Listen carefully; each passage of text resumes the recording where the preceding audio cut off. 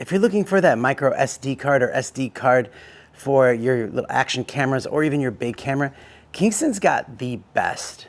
I've been using Kingston memory cards and even their hard drives. They are the fastest, most reliable hard drives. But look at this. This is their micro SD card and their SD card. So this one is 512 gigabytes up to 200 megabytes per second, and everything you need to film in high quality 8K without any problems or any issues occurring.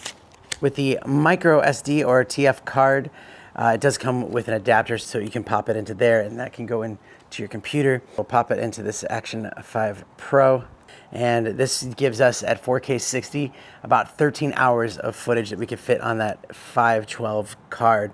So that is incredible.